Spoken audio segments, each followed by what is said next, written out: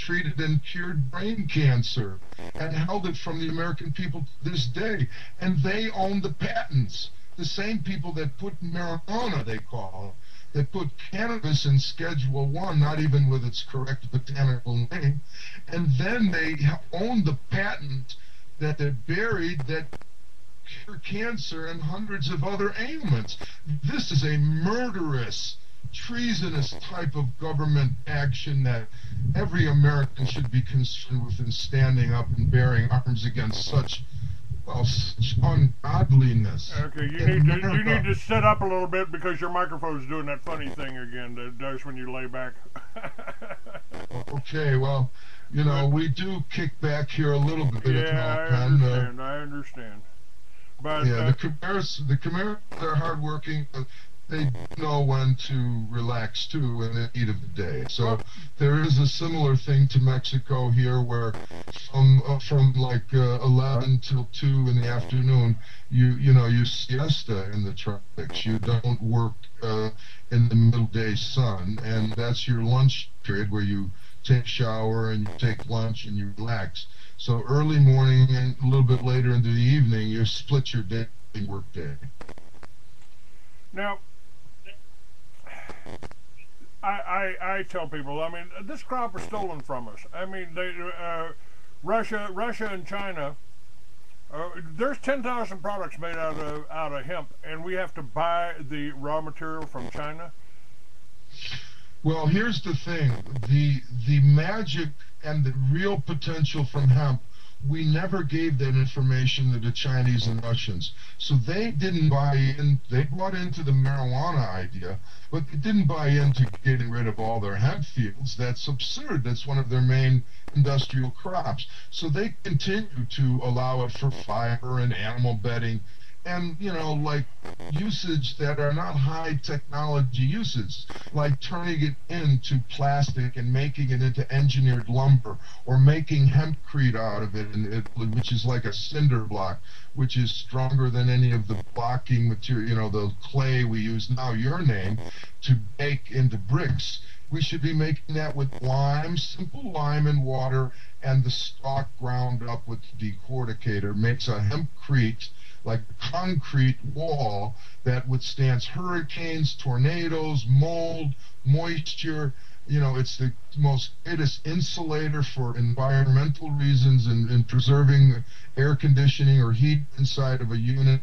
So we have all these high-tech uses of hemp that we never shared that knowledge with the Chinese, and because these are communist or so-called communist enemies. At the same time, Nixon created DuPont with Red China and went over there, and the culmination of that was in 1980, where we see the the genocide in Cambodia, where China, Red China and America becomes teammates to go against Russia and Vietnam, the Soviet Union, because China tried to destroy with the United States the Soviet model of communism. And they accepted capitalism, slave capitalism, versus our crony capitalism in the United States. So for the last 30, 40 years now, 30 years from 1980, 30 years of loaning the slave labor profits to the United States.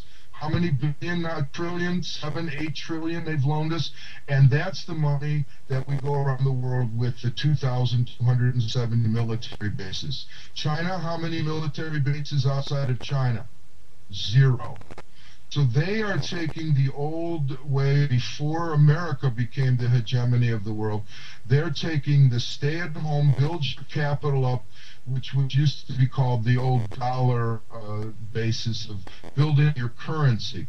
So you know that they're holding down the value of their currency in China, loaning that slave labor profit to the United States, and letting America be the world military power. It's all feeding into some nefarious, you know, there's some secret agreement between China and the United States, and, you know, this is where my research is taking me.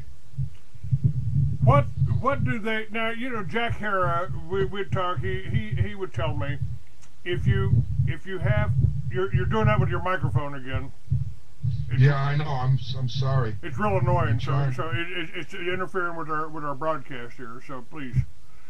But Jack would tell me that if you were stranded, if you knew you were going to be stranded on a desert island, and you could only take one thing with you, he said it would have to be a hemp seed, because with it you could make your clothing, you could make your shelter, you could feed yourself, you could make your fuel with it. And he also said, in a very rudimentary sense, like if you were like a pygmy in Africa, well, that's like the one seed, that people in these African tribes, they do take around and they do plant. What are you doing? What are you doing with your microphones, Raymond? I'm not doing anything. It might just be the internet connection where. No, it doesn't sound like that. You were crystal clear, and now it just. Okay, now it's stopped. Whatever you're doing there is, I don't know what it is, but I can almost not hear you. It's like maybe you're breathing into the mic. I don't know. But believe me, I'm trying to stay perfectly clear. It might just be the internet connection. Who knows? Okay. Well, it's horrible. I don't know I don't know. It was fine here for the first half hour. And it gets okay occasionally now, so maybe it'll be all right. What if we were growing hemp here, if we could go out in our backyard and plant a plant and go take off a little bud every time we want to smoke it, so we wouldn't have the drug cartels here. If we that's for sure, and that's what Roger with the THC ministry was trying to do, was people a defense to allow them to heal themselves and grow their own sacrament, small amounts in their home or their backyard, and then people wouldn't need to go to, whether it be the cartel or even the community pharmacy. You can grow and heal yourself, and that is an American tradition. Now, I've interviewed the Phoenix Tears, the guy that was curing cancer up there in Canada. Rick Simpson, he's a good friend of mine. I talked with him. He's in the Czech Republic now. He's in exile like myself. Yeah, Bob Chapman, he's exile too. It's pretty strange that we got so many really bright, intelligent people either in jail, in prison, or leaving the country for their own safety. Is it getting worse here? I mean, what's happening? That's what Rick Simpson had to do when he was receiving an award from High Times magazine. He was not a stoner. He was not a marijuana person. He was a Canadian patriot. He was in the VFW post. He fought in foreign wars for the Canadian government. He was a beer-drinking patriot. Raymond, wait a minute? When he got cancer. Raymond, can you sit up or something? I don't know what this is going on with your mic, but it's horrible over here on this end. I'm trying to record all of this, and and all I'm getting is static here, or a noise that sounds like wind. I don't know. It's something when you lay back or something, you get away from the microphone and it doesn't work properly.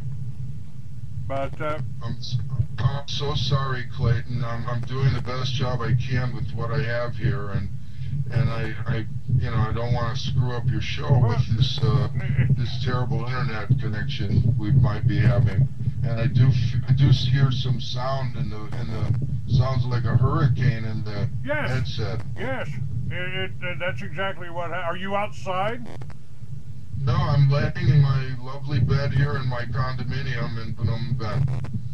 I don't know. Is your microphone on the computer? I mean, the other day when we were talking, yesterday when we were talking, when you laid back on the bed, the microphone did this.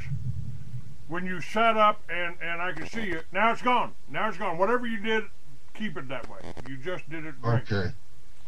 Whatever happened here, I don't know. Okay, you sound fine now. All right. Well, let's see if we can continue now. Jack is so right. Even if it was an ancient farmer who took seed and you plant that seed, and then what you get from that plant